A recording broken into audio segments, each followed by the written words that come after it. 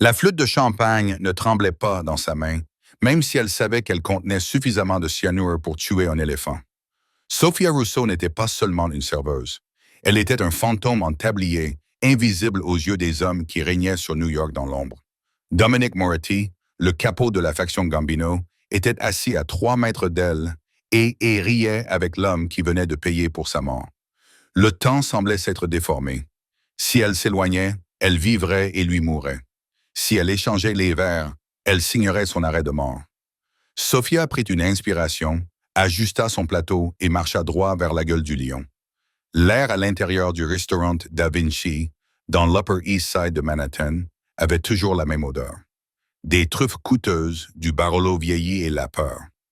Pour un œil non averti, la peur était invisible, cachée sous le tintement des verres en cristal et le murmure des politiciens et des gestionnaires de fonds spéculatifs négociant des accords. Mais Sophia Rousseau connaissait cette odeur. Elle avait grandi avec elle à Bensonhurst avant que son père, un petit associé de la famille Lucasi, ne disparaisse dans les fondations du pont Verrazzano Narrows. Elle resserra sa queue de cheval et lissa le tablier noir qui lui arrivait à la taille. Ce soir, c'était différent. L'atmosphère était plus lourde. La table 4 a besoin d'être resservie en Brunello 82, murmura Marco, le maître d'hôtel, le visage pâle et en sueur malgré la climatisation agressive. Et Sophia, pour l'amour de Dieu, ne les regarde pas dans les yeux. Sophia n'avait pas besoin de cet avertissement. La table 4 était la seule qui comptait ce soir-là. Elle était occupée par Dominic Moretti, connu dans la rue sous le nom de l'architecte. À 34 ans, il était le plus jeune patron à avoir jamais détenu un territoire important dans l'histoire moderne des 5 familles. Il ne ressemblait pas aux vieux Don avec leurs cigares et leur respiration sifflante. Dominic était élégant, vêtu d'un costume Tom Ford bleu nuit qui coûtait plus cher que tous les gains de Sophia réunis. Il avait des yeux comme de l'obsidienne brisée, sombres, réfléchissants et totalement indéchiffrables. Assis en face de lui se trouvait Salvatore Sal, son sous-chef. Sal était plus âgé, plus bruyant, avec un sourire qui montrait trop de dents. C'était un homme qui riait de ses propres blagues et regardait trop souvent sa montre. Sophia prit le plateau en argent. Ses mains étaient fermes. Elles devaient l'être. Lorsqu'elle s'approcha de la table, la conversation s'arrêta instantanément. C'était un silence étudié, celui qui s'installe lorsqu'un étranger pénètre dans le cercle de confiance. Dominic Moretti se pencha en arrière, son regard la parcourant langoureusement. Ce n'était pas sexuel, c'était une évaluation. Il calculait les menaces, même celles provenant d'une serveuse. « Encore du vin, messieurs ?» demanda Sophia d'une voix neutre. Professionnelle. « Je t'en prie, Bella, » dit S en souriant, « et apporte-moi un nouveau verre.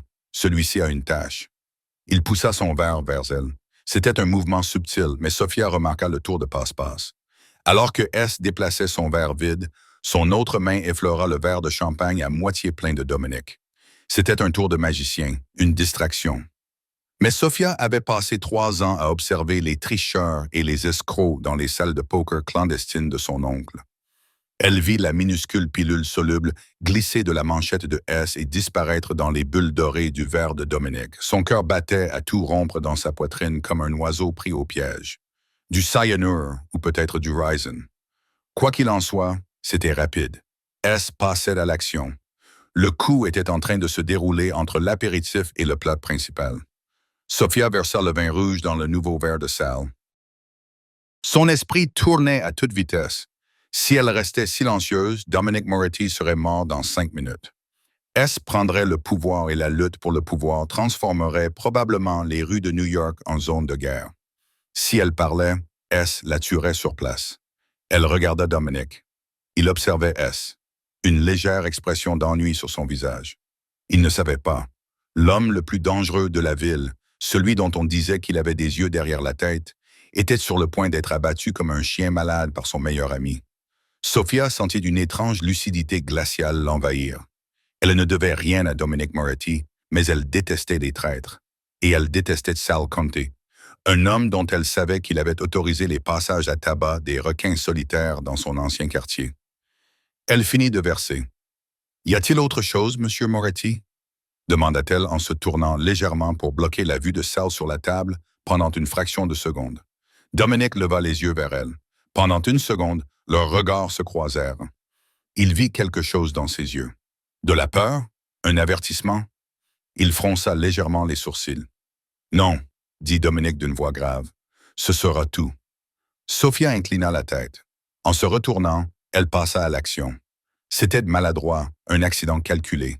Elle laissa sa hanche heurter le bord de la table, faisant cliqueter les couverts. « Oh, je m'excuse !» s'exclama-t-elle en tendant la main pour stabiliser les verres. Dans le chaos provoqué par sa maladresse, sa main balaya la table.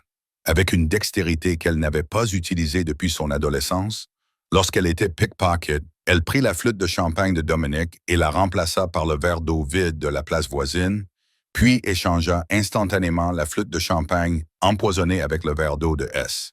Tout cela se passa en moins de 2 secondes. « Attention !» s'écria S en portant la main à sa veste, sans doute pour chercher une arme. « Je suis vraiment désolé, monsieur », balbutia Sophia en reculant, serrant le plateau contre sa poitrine. Dominique leva la main pour arrêter S. « Du calme, S. Ce n'est qu'une fille. Laisse tomber. » Sophia se réfugia dans l'ombre du comptoir, son cœur battant à 160 à la minute. Elle observa la scène. Dominique tendit la main vers son verre, mais s'arrêta. Il ne prit pas la coupe de champagne. Il prit le verre d'eau qu'elle avait placé là. Il le regarda. Puis il regarda la flûte de champagne posée innocemment près de la main de S. La flûte qui était à l'origine la sienne. Dominic Moretti n'était pas idiot. Il avait remarqué l'échange. Il tourna lentement la tête, ses yeux sombres trouvant Sophia à l'autre bout de la pièce. Elle était figée, tenant un verre d'eau comme un bouclier. Il n'avait pas l'air en colère, il avait l'air intrigué. Puis Dominique sourit. Un sourire froid et terrifiant adressé à son bras droit. « Sale », dit Dominique, sa voix portant clairement dans la pièce silencieuse. Il leva son verre d'eau. Sale, qui transpirait d'à présent, rit nerveusement. Il ne s'était pas rendu compte que les verres avaient été mélangés dans la confusion. Il attrapa la flûte de champagne, celle qu'il avait empoisonnée, celle que Sophia avait glissée vers lui. « À la loyauté », dit Dom, Salantebut. Le silence dans le restaurant était absolu, même si seules 3 personnes en comprenaient le poids. Sophia agrippa le comptoir en acajou du service station avec tant de force que ses jointures blanchirent. Elle regarda Sal Conte avaler le liquide destiné à tuer son patron. 1 seconde, 2 secondes. Bon millésime, marmonna S en reposant le verre. Il ajusta sa cravate, regardant vers la porte, attendant probablement que son équipe de tueurs fasse irruption dès que Dominique commencerait à s'étouffer. Dominique se pencha en avant, posant ses coudes sur la nappe blanche. « Tu sais, S, commença-t-il sur le ton de la conversation. Je lisais un livre sur l'histoire romaine ce matin, l'empereur Claude. Tu sais comment il est mort? » S fronça les sourcils, une goutte de sueur perlant sur sa tempe. « L'histoire? Depuis quand tu lis des livres d'histoire, Dom? Nous avons des affaires à discuter, la cargaison en provenance du New Jersey. » Des champignons empoisonnés, continua Dominique, sans lui prêter attention, que lui avait servi sa femme, la personne en qui il avait le plus confiance. C'est drôle comme la trahison vient toujours de ceux qui sont assis à ta table. Le visage de S se crispa. Il commençait à le sentir. Il toussa, émettant un son humide et sifflant. Il tira sur son col. « Il fait chaud ici, Marco? » Monte la climatisation. Dominique ne sia pas. « Ce n'est pas la chaleur, S. » S se leva, sa chaise raclant violemment le sol. Il serra sa poitrine, les yeux écarquillés par une soudaine et horrible prise de conscience. Il regarda la coupe de champagne, puis Dominique, et enfin son regard se posa sur la serveuse qui se tenait dans l'ombre. « Vous » haleta S, pointant un doigt tremblant vers Dominique. « Vous saviez? » « Non » répondit Dominique doucement, en prenant le verre d'eau que Sophia lui avait donné. Il fit tourner le liquide. Mais elle le savait. S haleta, de la mousse commençant à se former au coin de sa bouche. Il plongea la main dans sa veste et en sortit un revolver à canon court. Le restaurant éclata en cris. Les clients plongeaient en dessous des tables. Sophia ne bougea pas. Elle ne pouvait pas. Elle fixait le canon du pistolet d'un homme mourant. Bang! Le coup partit dans le vide, brisant un miroir derrière le bar. S s'effondra, pris de convulsions, son corps rejetant le poison qui détruisait son système nerveux. Dominic Moretti se leva. Il ne regarda pas son ami mourant. Il se dirigea droit vers Sophia. La salle était en proie au chaos. Les agents de sécurité se précipitaient depuis l'entrée, armes au poing, ne sachant pas qui était la cible. Dominic atteignit Sophia avant tout le monde. De près, il semblait imposant, sentant la poudre à canon et l'eau de Cologne coûteuse. « Vous avez un nom ?» demanda-t-il d'une voix calme au milieu des cris. « Sophia » murmura-t-elle. « Sophia » répéta-t-il pour tester le nom. « Vous venez de tuer un homme de main de la famille Gambino. »« Je vous ai sauvé la vie » répondit-elle d'une voix tremblante mais provocante. Dominic plissa les yeux. « C'est la même chose, mais ces hommes sont dehors et ils se moquent bien de savoir qui a commencé. Ils le voudront mort et moi debout. » Il jeta un coup d'œil vers la porte d'entrée où 3 hommes à la nuque épaisse vêtus de blousons en cuir repoussaient les matraqueurs. Et ils t'ont vu faire l'échange. Sophia sentit le sang se retirer de son visage. Elle n'avait pas pensé aussi loin. « Ils arrivent, » dit Dominic. Il lui saisit la main. Sa poigne était de fer. « Si tu restes ici, tu es morte. Si tu viens avec moi, tu passeras peut-être la nuit. » Sophia regarda les hommes qui faisaient irruption. Elle en reconnut un, Vinny Leboeuf aussi. C'était le cousin de S. Il avait la réputation d'utiliser d'abord un démonte-pneus et de poser les questions ensuite. Jamais. « Va-t'en, dit-elle. Pas sans toi. » Dominic l'attira, sans attendre de réponse. Il la traîna à travers les portes de la cuisine, surprenant les chefs. « Sortie arrière !» aboya-t-il. Ils se précipitèrent dans la ruelle. La nuit humide de New York les frappa. Un SUV noir était garé là, le moteur tournant au ralenti, le moyen de transport personnel de Dominic.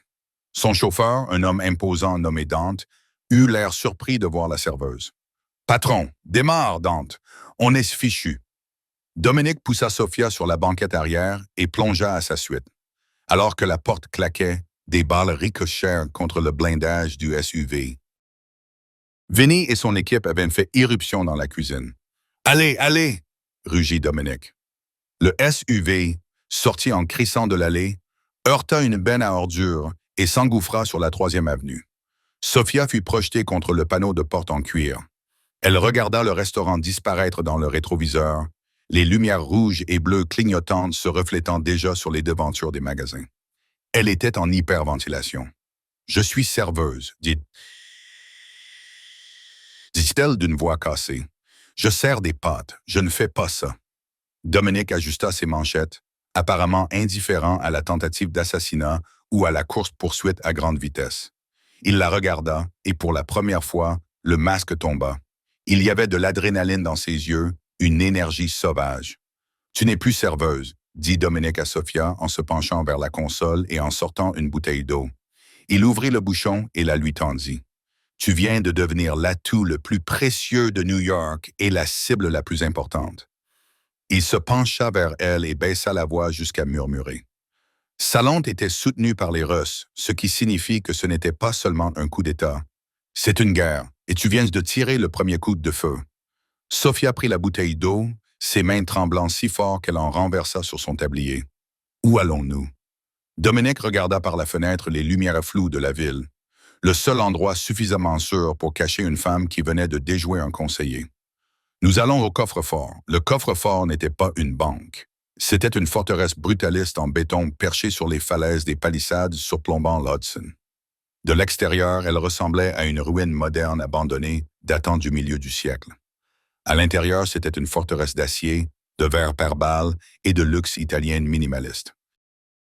Dante conduisit le SUV dans le garage souterrain, les lourdes volets en acier se refermant derrière eux, les isolant du monde extérieur. Le silence qui suivit le rugissement du moteur était assourdissant. « Vérifie les capteurs périphériques », ordonna Dominic à Dante en sortant de la voiture. Il n'attendit pas la réponse. Il contourna le véhicule et ouvrit la portière côté passager. Sophia était recroquevillée dans un coin, les bras repliés autour d'elle. L'adrénaline s'estompait, remplacée par le choc tremblant de la réalité. « Sortez », dit Dominic. Ce n'était pas une demande. Sophia posa le pied sur le sol en béton poli, ses jambes tremblaient comme des feuilles. « Je dois appeler ma mère », dit-elle d'une voix faible dans le vaste garage. « Elle m'attend. Si je ne suis pas rentré à 2 heures... » Dominic éclata d'un rire bref et humiliant. « Sophia, vous n'existez plus. Ton téléphone, jette-le. » Il tendit la main. « Non. » Elle serra la poche de son tablier. « Il y a des photos de mon père. C'est tout ce que j'ai. » Dominic s'approcha, la dominant de toute sa hauteur. Les néons bourdonnaient au-dessus de leur tête. Les hommes qui nous poursuivent peuvent localiser un signal à moins de 3 mètres en 30 secondes. Tu veux qu'ils trouvent ta mère? Parce que c'est ce qui va se passer ensuite. Ils te trouveront. Ils te tortureront. Ensuite, ils iront chez toi et brûleront ta maison avec tout le monde à l'intérieur, juste pour envoyer un message. Sophia le fixa, les larmes aux yeux. La réalité de ses paroles la frappa comme un coup physique. D'une main tremblante, elle sortit son iPhone fissuré et le lui tendit. Dominic le jeta sur le béton et l'écrasa sous le talon de sa chaussure de ville. Le craquement résonna. « À l'étage », ordonna-t-il. Ils prirent un ascenseur privé pour se rendre dans le salon principal. C'était un espace vaste avec des baies vitrées offrant une vue panoramique sur la rivière sombre. Le mobilier était en cuir et en chrome, froid et masculin. Il n'y avait aucune touche personnelle, aucune photo, aucune plante, aucune chaleur. C'était la maison d'un homme qui s'attendait à partir à tout moment. Dominic se dirigea directement vers un bar et versa 2 verres d'un liquide ambré. Il en avala un d'un trait et apporta l'autre à Sophia, qui se tenait maladroitement près d'un canapé en cuir blanc. « Buvez, dit-il, c'est du whisky, ça vous aidera à calmer vos tremblements. » Sophia prit le verre, mais ne but pas. « Pourquoi m'avez-vous sauvé ?» demanda-t-elle. « Vous auriez pu me laisser là-bas. Vinnie Rossi ne m'aurait pas tué tout de suite. Je suis un témoin, certes, mais Vinnie Rossi coupe la langue des mouchardes, » dit Dominic en déboutonnant sa veste de costume et en la jetant sur une chaise. Il révéla un étui en cuir à l'épaule contenant un Beretta personnalisé. Il s'assit, l'air épuisé. « Et tu n'as pas seulement été témoin d'un crime. Tu t'es immiscé dans les affaires de la famille. Tu as humilié un carpeau en sauvant son ennemi. Pour eux, tu n'es pas une serveuse, tu es une joueuse. » Il l'étudia, les yeux plissés. « Ce qui m'amène à ma question. Qui t'a appris à faire le changement? Ce n'était pas de la chance. Tu as caché ce verre comme une pro. » Sophia but une gorgée de whisky. Ça lui brûla la gorge, la ramenant à la réalité. « Mon père était Antonio Russo. On l'appelait Tony le boulanger. » Dominic se figea. Il posa lentement son verre. Tony le boulanger, associé de luxe. Il tenait un réseau de paris clandestins à Bensonhurst dans les années 90. Il ne se contentait pas de tenir un réseau de paris, dit Sophia en levant légèrement le menton. C'était un réparateur. Il réglait les problèmes jusqu'à ce qu'il en devienne un. Dominic acquiesça lentement. « Je m'en souviens. Il a disparu en 2008. Ils ont dit qu'il avait volé dans la caisse. »« Il n'a pas volé, » dit Sophia avec amertume. « Il a refusé de tuer un gamin, alors ils l'ont éliminé. » Un silence s'installa entre eux. Le lien flottait dans l'air. Ils étaient tous deux des enfants de la vie, mais de part et d'autre du barrage. « Donc vous nous détestez, » déduisit Dominic. « Vous détestez cette vie. Pourtant, vous avez sauvé un patron. »« Je déteste les rats, » corrigea Sophia, « et je déteste le poison. C'est une arme de lâche. Si vous voulez tuer un homme, regardez-le dans les yeux. » Dominic se leva et marcha vers elle. L'atmosphère de la pièce changea. Elle devint électrique, chargée. Il s'arrêta à quelques centimètres d'elle. Elle pouvait sentir l'odeur du tabac cher et le parfum métallique du danger qui semblait s'accrocher à sa peau. Il tendit de la main, ses doigts effleurant une mèche de cheveux égarée sur sa joue. Son toucher était étonnamment doux, contrastant fortement avec la violence de la nuit. « Vous avez du feu, Sophia Russo, » murmura-t-il. « La plupart des gens seraient en train d'hyperventiler dans la salle de bain à l'heure qu'il est. Vous êtes là, debout, à débattre d'éthique avec le capot d'IACAP. » Sophia retint son souffle. Ses yeux étaient hypnotisants. Des puits profonds et sombres qui semblaient l'attirer. « Que va-t-il se passer maintenant ?» murmura-t-elle. « Maintenant, dit Dominic en reculant et en rompant le charme, nous attendons. Dante est en train de nettoyer votre appartement. Nous ferons croire que tu as fait tes valises et quitté la ville. Une fugueuse. Cela nous fera gagner du temps. Du temps pourquoi? Du temps pour découvrir qui a donné l'ordre à S, dit Dominic, le visage durci comme de la pierre. S était ambitieux, mais il était stupide. Il ne se serait pas retourné contre moi sans avoir un soutien. Un soutien de poids. Soudain, l'ascenseur sonna. Sophia sursauta, renversant du whisky sur le tapis coûteux. Dominic avait son arme à la main avant même que la sonnerie ne s'arrête, la pointant vers les portes en acier. Les portes s'ouvrirent. Une femme en sortit. Elle avait la cinquantaine, était élégante, portait une robe en soie et tenait une trousse médicale. Elle regarda l'arme, puis Dominic, sans aucune crainte. « Range ça, Nico. le réprimanda-t-elle en utilisant son surnom d'enfance. Dante m'a dit que tu avais ramené une vagabonde. Dominic baissa son arme. Maria, je ne t'ai pas appelé. C'est Dante qui l'a fait, dit la femme en entrant rapidement dans la pièce. Elle était le médecin de famille, une femme qui avait recousu plus de blessures par balle que les urgences locales. Elle regarda Sophia.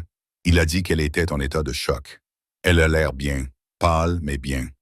Maria s'approcha de Sophia, vérifiant ses pupilles et son pouls avec ses mains efficaces et froides. Ton rythme cardiaque est élevé. Tu fonctionnes au cortisol, ma chérie. Quand tu t'effondreras, ce sera brutal. Elle reste dans l'aile des invités, ordonna Dominic. Verrouillez la porte de l'extérieur. Personne n'entre ni ne sort. Sophia se hérissa. Je suis prisonnière. Dominic s'arrêta devant la porte de son bureau. Il se retourna vers elle et pendant un instant, Sophia vit le poids de la couronne qu'il portait, l'épuisement, la paranoïa. Tu es en vie, dit Dominic. Dans mon monde, c'est le seul luxe qui compte. Ne me fais pas regretter de t'avoir amené ici. Il claqua la porte. Sophia ne dormit pas. La chambre d'amis était plus luxueuse que n'importe quel hôtel qu'elle avait jamais vu. Des draps en coton égyptien, une salle de bains en marbre plus grande que tout son appartement, mais la porte était verrouillée. Elle était un oiseau dans une cage dorée. Elle passa la nuit à faire les 100 pas, regardant le soleil se lever sur l'Hudson. Son esprit repassait en boucle la scène du restaurant.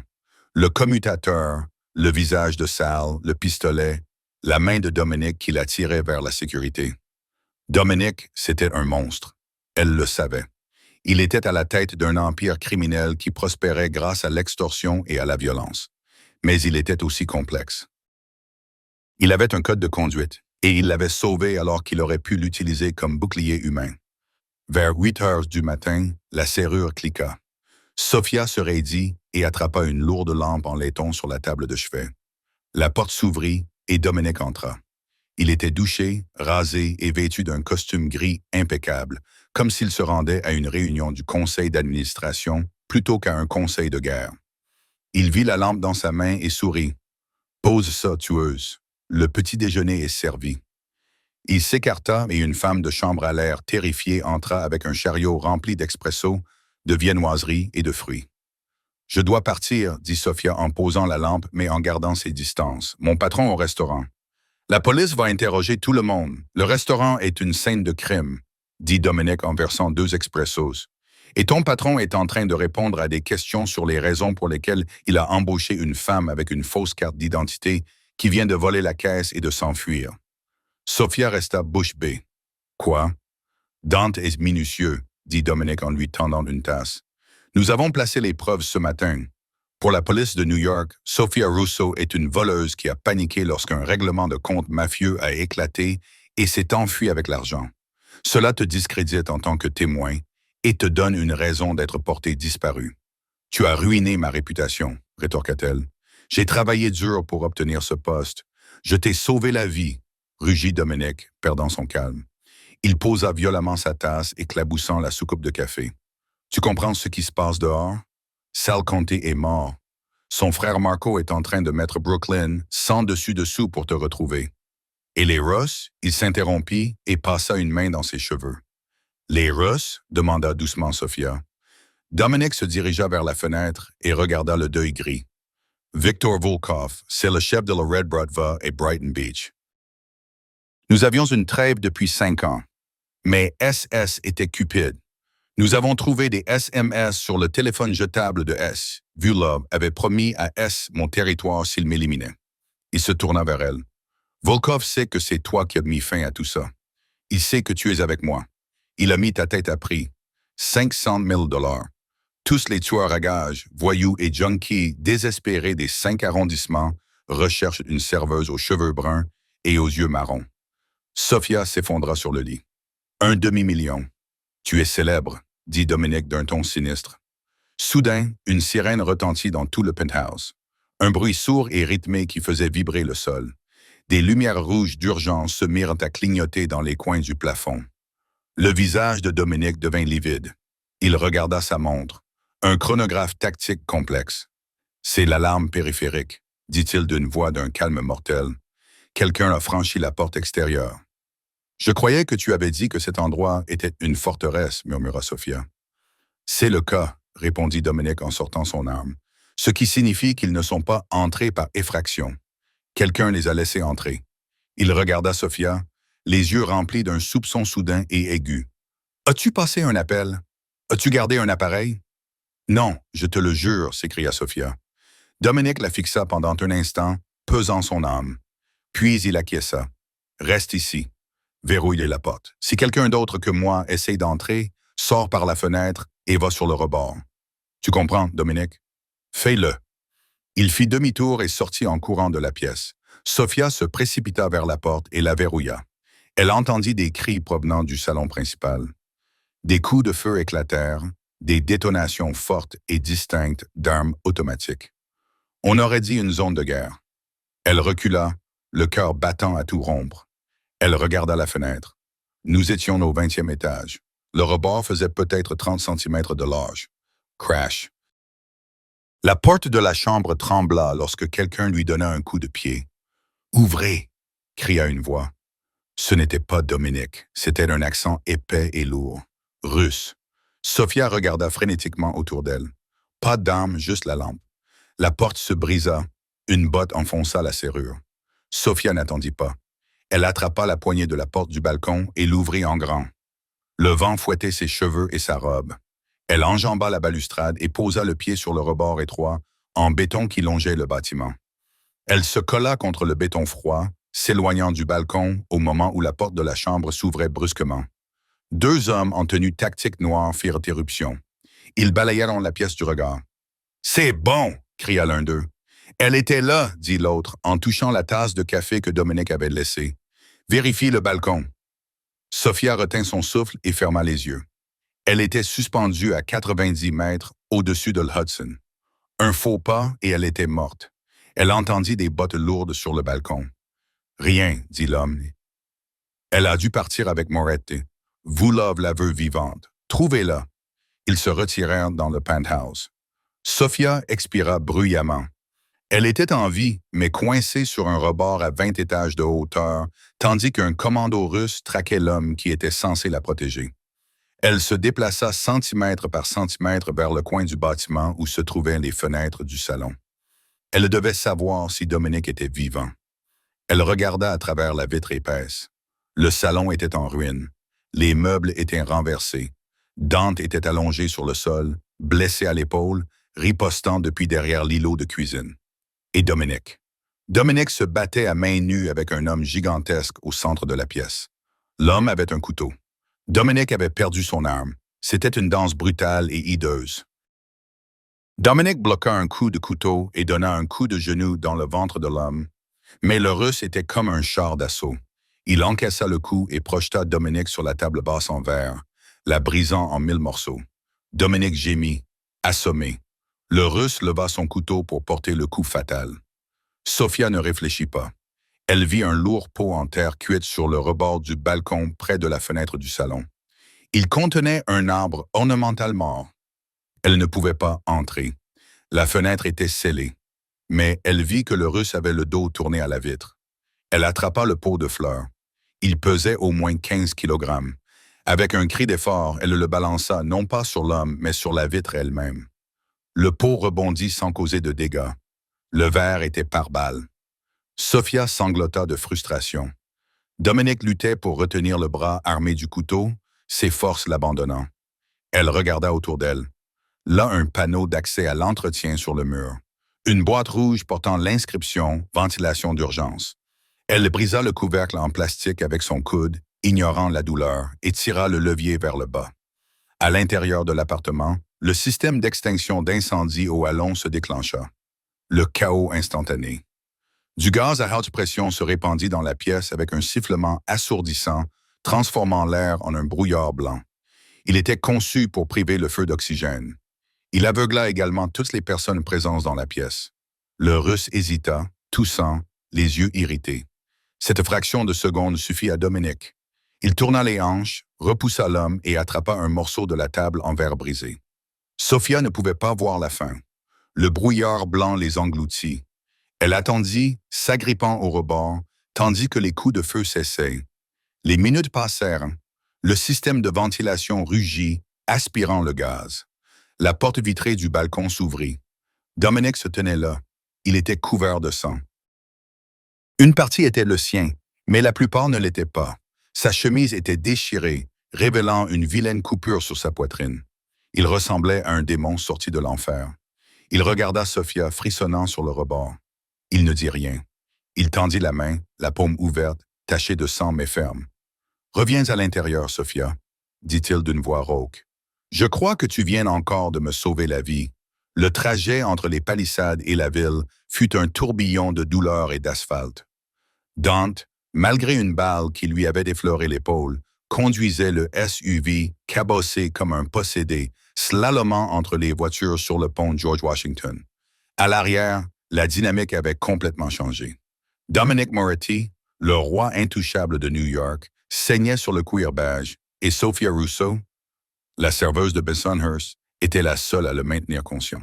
« Continue d'appuyer dessus », grogna Dante depuis l'avant, les yeux rivés sur le rétroviseur. « On va au refuge d'Atoria. C'est officieux, même le saint n'est pas au courant. »« Oh !»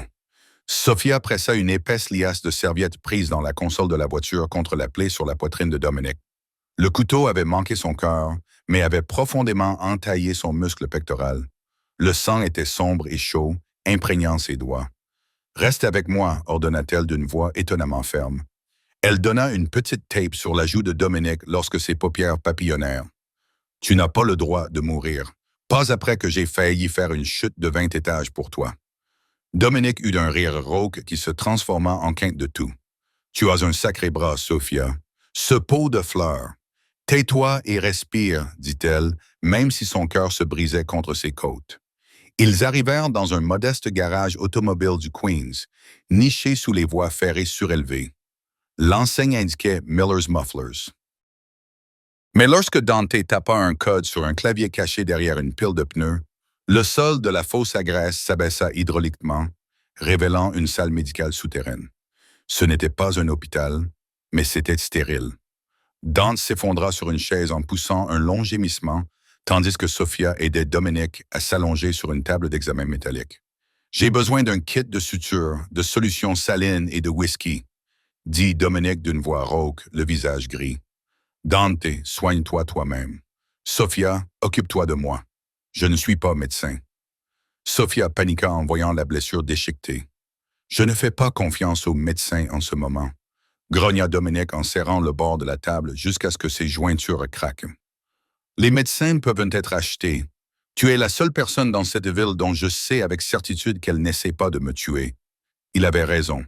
Son raisonnement était froid, mais logique. Pendant l'heure qui suivit, le garage se transforma en salle d'opération. Sophia, guidée par les instructions tendues de Dominic, nettoya la blessure. Elle versa la solution saline, observa le muscle se contracter et enfila l'aiguille courbe. Le premier point fut le plus difficile. Ses mains tremblaient. « Regarde-moi, » murmura Dominic. Elle leva les yeux. Son regard était clair, brûlant d'une intensité qui rendait la pièce étroite. Il tendit son bras valide et lui saisit le poignet pour la stabiliser. « Tu es forte, Sophia, plus forte que S, plus forte que Volkov. » C'est ce qu'elle fit. Elle le recousit, 22 points au total, tandis qu'il buvait du whisky directement à la bouteille sans émettre un son. Quand elle fit le dernier nœud et colla le pansement sur sa poitrine, elle sentit une vague d'épuisement la submerger. Elle s'effondra contre les armoires métalliques et glissa sur le sol. Dominic s'assit lentement, testant les bandages. Il la regarda, recroquevillée sur le sol, tachée de son sang. Il se leva en tremblant et s'approcha d'elle. Il ne lui tendit pas la main.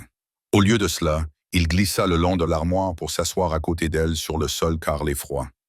Ils restèrent assis en silence pendant un long moment, les épaules se touchant. « Pourquoi ?» demanda Sophia doucement. « Pourquoi les Russes ont-ils attaqué? Comment sont-ils entrés? » Dominic but une gorgée de whisky et lui tendit la bouteille. Le système de sécurité n'avait pas été contourné. Il avait été désactivé de l'intérieur. Sophia but une gorgée. La brûlure était la bienvenue. Qui? Seules 3 personnes connaissent ces codes. Moi, Dante. Dominic marqua une pause, serrant les mâchoires. Et Frankie le Sengordano, mon conseiller, le meilleur ami de mon père. L'homme à qui tu confierais ta vie, réalisa Sophia.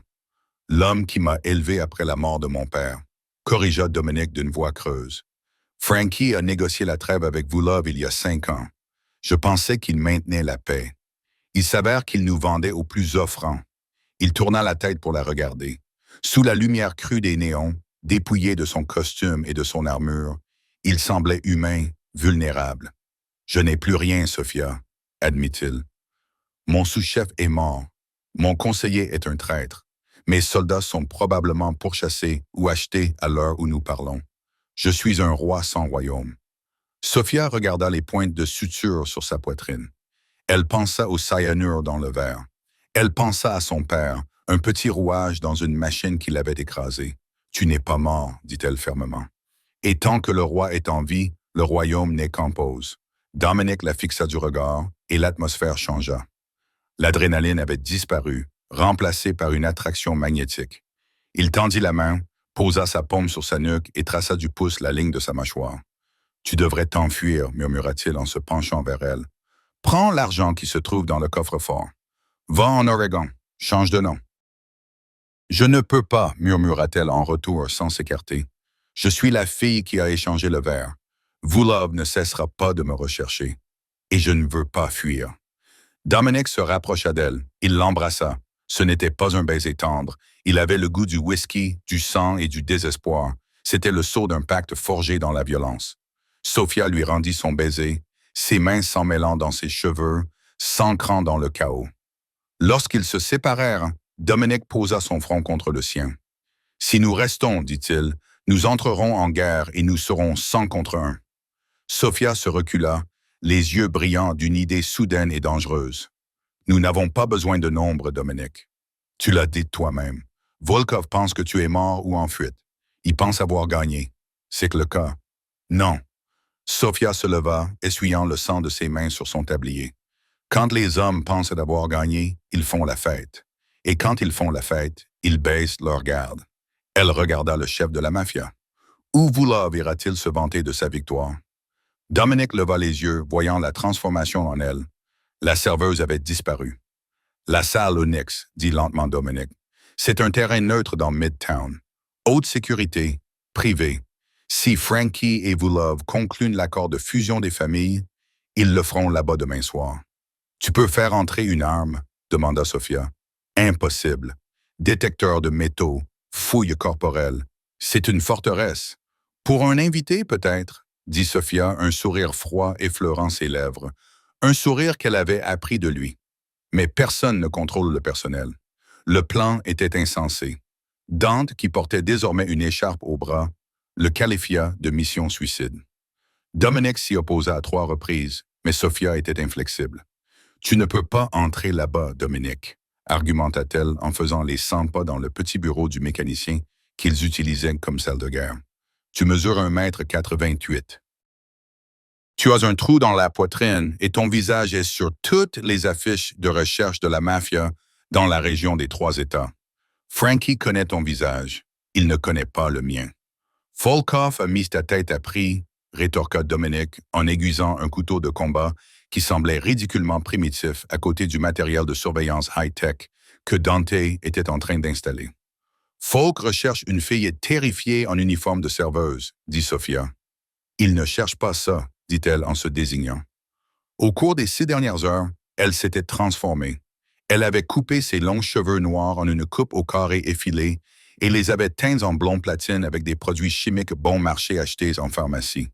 Elle portait un maquillage foncé et épais qui durcissait ses traits doux. Elle ressemblait à une barmaid nerveuse et meurtrie du Lower East Side, et non à la douce serveuse du restaurant Dancy. « J'ai travaillé dans la restauration pendant 3 ans avant Dancy's, » insista Sophia. « Je connais l'agence de recrutement qui s'occupe de l'Onyx Room. Ils sont toujours à court de personnel. J'ai passé un coup de fil. Je suis sur la liste des employés sous le nom de Lexi. » Dominic la fixa du regard. Il détestait ça. Tout son instinct lui criait de l'enfermer dans un coffre-fort et de monter la garde. Mais il savait qu'elle avait raison. C'était le seul moyen de s'approcher de Vulov et de Frankie le Saint sans déclencher une guerre qu'ils ne pouvaient pas gagner. « 1 heure, » dit Dominic d'une voix tendue. « Tu entres, tu poses les micros dans la suite privée, tu repères Frankie, puis tu sors. Si tu sens le moindre problème, tu pars. » Je connais la procédure, dit-elle. Il l'a saisi par les épaules. Sophia, s'il te trouve, je ne pourrai pas te sauver là-dedans. La salle Onyx est un bunker. Je n'ai pas besoin d'être sauvé, mentit-elle. J'ai juste besoin que tu sois prêt quand je les débusquerai. La salle Onyx était un palais souterrain de marbre noir et de velours doré. Elle vibrait au son de la Deep House et du bourdonnement des milliards illicites qui changeaient de main. Sophia, désormais Lexi, se frayait un chemin à travers la foule avec un plateau de verres en cristal, invisible à la vue de tous. Elle portait une oreillette cachée par ses cheveux. « Fais le point », lui dit la voix de Dominique dans son oreille. Il était dans le Vangaré à 3 pâtés de maison, regardant les images thermiques que Dante avait piratées. « Je suis dans le salon principal », murmura Sophia, faisant semblant d'ajuster son col. « Je me dirige vers le secteur VIP. »« Fais attention », dit Dominique d'une voix tendue. Frankie vient d'arriver. Il est accompagné de 6 gardes du corps. Le cœur de Sophia battait à tout rompre, mais ses mains étaient fermes. Elle se fraya un chemin à travers la foule. Ses yeux scrutaient les lieux. Elle les vit. Dans la loge VIP surélevée, derrière une corde de velours et 2 vigiles imposants, étaient assis les architectes de son cauchemar. Victor Vulov était un homme imposant, qui riait bruyamment, un cigare entre les dents, et assis en face de lui, l'air pieux et repentant, se trouvait Frankie Gordonneau, l'homme qui avait trahi son propre fils. Sophia sentit une vague de rage pure et brûlante l'envahir. Elle s'approcha des videurs. « Des boissons pour M. Gordonneau », dit-elle d'une voix rauque et ennuyée. Le videur la regarda de haut en bas. Il vérifia le plateau, les bouteilles non ouvertes, le seau à glace scellé. Aucune arme. « Allez-y », grogna-t-il en soulevant la corde. Sophia entra dans la fosse aux lions. Le bruit de la boîte de nuit s'estompa légèrement dans l'intimité acoustique de la cabine. « Dominique était un problème », disait Frankie, d'une voix douce comme de l'huile. « Trop d'honneur, pas assez de sens des affaires. La ville a besoin de stabilité, Victor. Elle a besoin de nous. »« Et la fille ?» demanda Volkov en versant de la vodka. « Celle qui a échangé le verre. »« Morte. » Frankie mentit. « Mes hommes ont trouvé son corps dans la rivière ce matin. Moretti se vide de son sang dans un caniveau quelque part. C'est fini. » Sophia posa le plateau sur la table. Elle se trouvait à 1 mètre des hommes qui voulaient sa mort. Avec les compliments de la maison, marmonna-t-elle en gardant la tête baissée. En posant le seau à glace, elle glissa discrètement un petit disque noir, un émetteur à haut gain, sous le rebord de la table. « Attends, dit Vulov. » Sophia se figea. Vulov tendit la main et lui saisit le poignet. Sa prise était douloureuse. Il la tira vers lui, ses yeux bleus pâles et froids scrutant son visage. « Tu as de jolies mains, marmonna Volkov. Trop jolies pour une serveuse. Je suis barman, répondit-elle d'une voix rauque en retirant son bras. Je ne fais que combler les postes où il y a de l'argent à gagner. Falk la fixa encore 1 seconde. Sophia retint son souffle. S'il reconnaissait ses yeux. « Laisse-la partir, Victor, dit Frankie, agacé. Nous avons des chiffres à discuter. » Vulov la lâcha. « Sors et apporte plus de glace. » Sophia se retourna et s'éloigna. Elle ne courut pas. Elle marchait d'un pas mesuré et fatigué, comme une employée à la fin de son service. « Je suis sortie », murmura-t-elle dans le micro une fois qu'elle eut quitté la section VIP. Le dispositif est en place. « Bravo, ma fille, dit Dominique. Maintenant, va vers la sortie. Nous avons l'enregistrement audio. Nous avons les aveux. Nous pouvons... » Soudain, la musique du club s'arrêta. Les lumières s'allumèrent d'un blanc aveuglant. « Mesdames et messieurs », retentit une voix dans le système de sonorisation. C'était Vulov. Sophia s'arrêta près des portes de la cuisine. « Nous avons un léger problème de sécurité », répéta la voix de Vulov, qui semblait amusée. « Il semble que nous ayons un espion parmi nous. Un petit oiseau qui aime écouter. » Sophia sentit son sang se glacer. Elle tendit la main sous la table. « Non, il n'a pas pu le trouver aussi vite. »« Verrouillez les portes », ordonna Volov. Les lourdes portes de sortie en acier se refermèrent dans un claquement magnétique. « Dominique », murmura Sophia, « ils ont verrouillé les portes. »« Je sais », cria Dominique, le bruit d'un moteur vrombissant en arrière-plan. Ils ont brouillé le signal. Ils ont immédiatement trouvé le micro. C'était un piège, Sophia. Ils savaient que tu viendrais. Non. Sophia regarda en direction de la loge VIP. Frankie se tenait là, regardant le sol du club avec un air de pitié.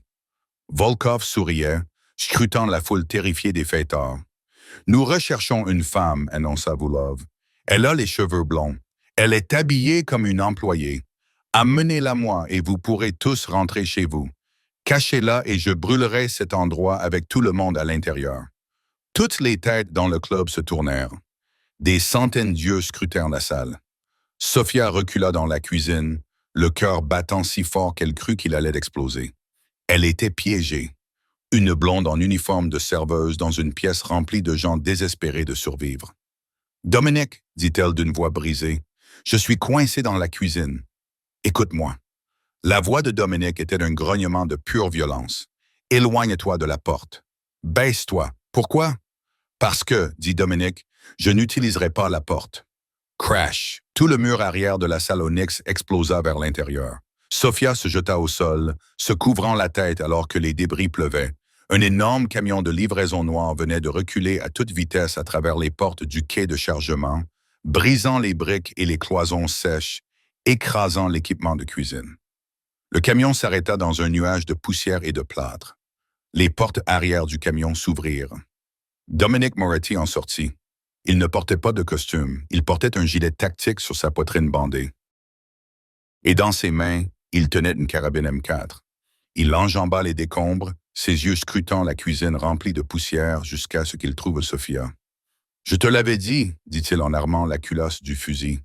Je ne fais pas confiance à l'entrée du personnel. » La cuisine était recouverte d'une couche blanche de poussière de placoplâtre et de briques pulvérisées.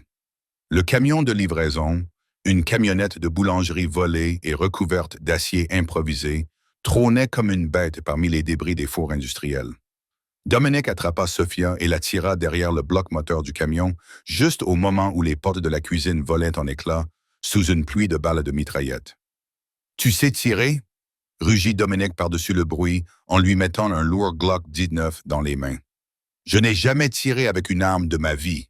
hurla Sophia, les mains tremblantes alors qu'elle serrait le polymère froid. « Vise et appuie sur la détente. Ne me frappe pas. » Dominique se pencha derrière le camion. La carabine M4 aboyait en rafale contrôlée. Deux des hommes de Voulov, qui s'étaient précipités bêtement vers la brèche, tombèrent sur le sol carrelé. « Dante !» cria Dominique. « Feu de couverture. » Depuis le siège conducteur du camion accidenté, Dante, saignant à travers son écharpe, enfonça un fusil à canon scié à travers le pare-brise brisé et déchaîna une rafale de plomb vers les portes battantes, leur accordant une seconde de silence. « On bouge maintenant !» ordonna Dominique. Il regarda Sophia. Son visage était strié de poussière et de sueur, ses yeux étaient hagards. « Reste près de moi. Si je tombe, tu me laisses et tu cours vers le camion. Ne te retourne pas. Je ne te laisserai pas, dit-elle en retirant le cran de sûreté du Glock, imitant ce qu'elle l'avait vu faire. Dominique lui lança un regard mi-terrifié, mi-fier. « Alors allons reprendre la ville. » Ils se mirent en route. Ils jalèrent de la cuisine vers la piste de danse principale. La scène était chaotique. La foule civile se précipitait vers les issues de secours, créant un bouclier humain chaotique. « Dégagez la piste !» hurla Dominique en tirant dans le plafond. La foule se dispersa vers les bords, laissant la piste de danse centrale dégagée. Sur le balcon VIP, Victor Volkov se tenait debout comme un empereur, le visage déformé par la rage. Il les désigna du doigt. « Tuez-les, tous !» 3 mercenaires russes se repoussèrent de la balustrade du balcon, tirant tout en descendant. Dominique poussa Sophia derrière un pilier en marbre et riposta. Il toucha un mercenaire en plein vol. L'homme s'affaissa, emmêlé dans sa corde, mais les 2 autres atterrirent et se mirent à couvert derrière le bord. Les balles ébréchèrent le marbre à quelques centimètres du visage de Sophia.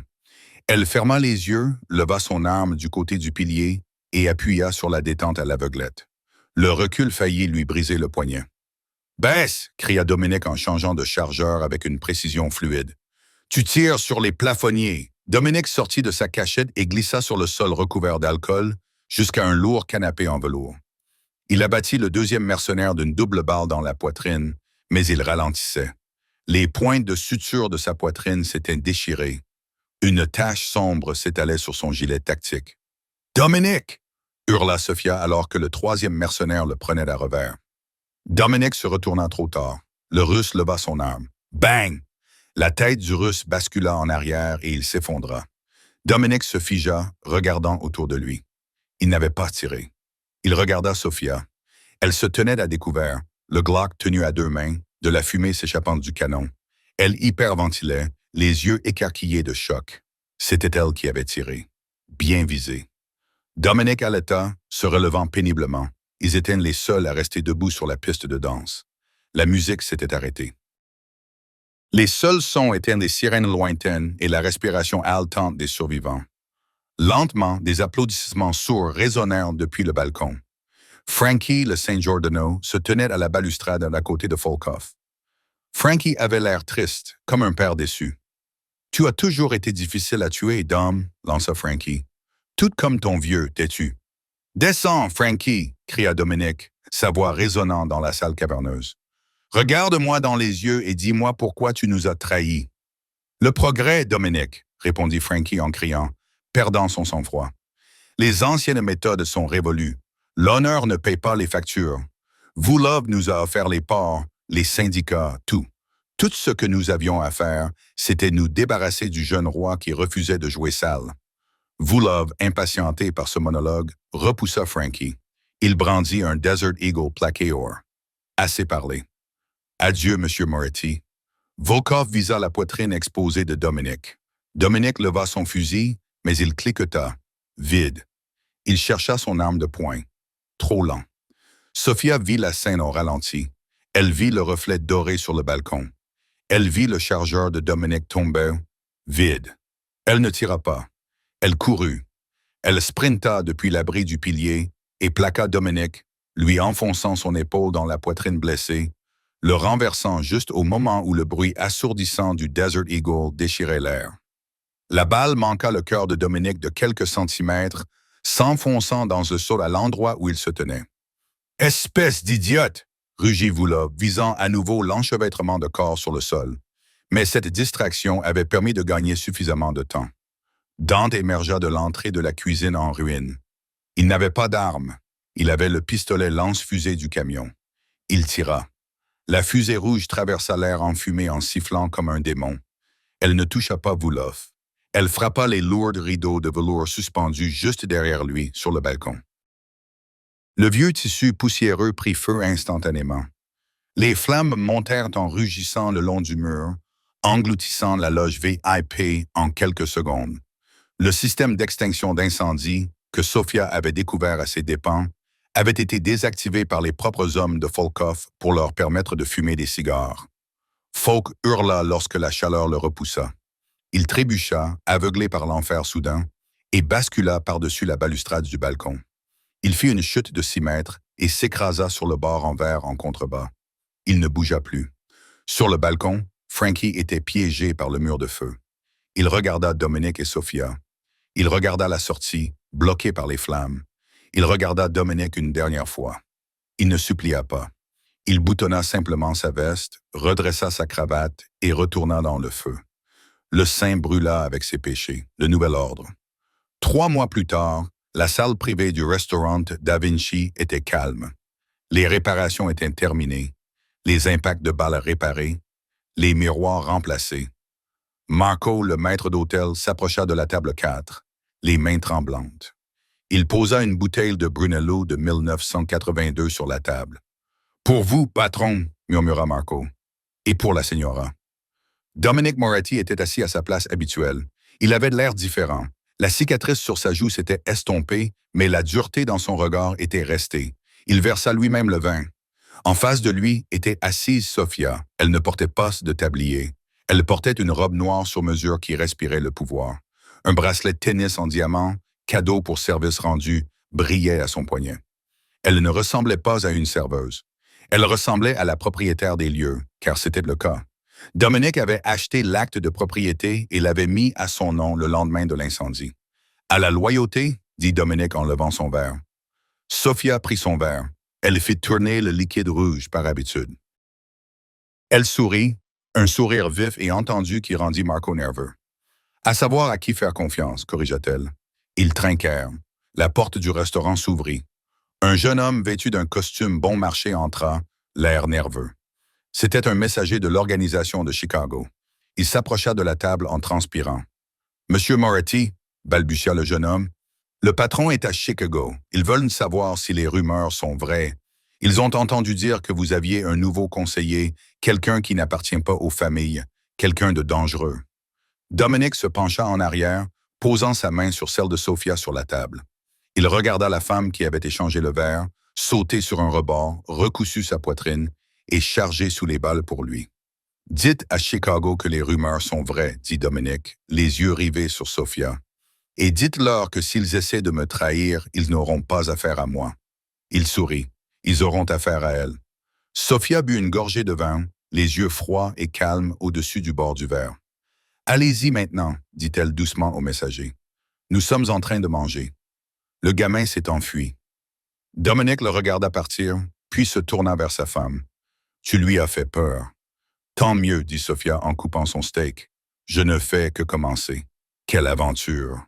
De serveuse tremblante tenant un verre empoisonné à reine de la pègre new-yorkaise, Sophia Rousseau prouve que parfois, la personne la plus dangereuse dans une pièce n'est pas celle qui tient l'arme, c'est celle qui sert les boissons. Cette histoire met en évidence à quel point la frontière entre victime et vainqueur est mince. Le lien entre Dominic et Sophia ne s'est pas construit sur des fleurs et des rendez-vous galants.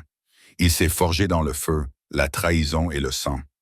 On se demande si, à la place de Sophia, debout à cette table avec le cyanure dans la main, on aurait détourné le regard. Ou aurait-on tout risqué pour sauver un monstre? Si vous avez aimé cette saga romantique sur la mafia, n'hésitez pas à cliquer sur le bouton « J'aime ». Cela aide vraiment la chaîne. N'oubliez pas de vous abonner et d'activer la cloche de notification pour ne manquer aucune histoire. Et dites-moi dans les commentaires si Sophia aurait dû prendre elle-même la tête de la famille. Merci d'avoir regardé.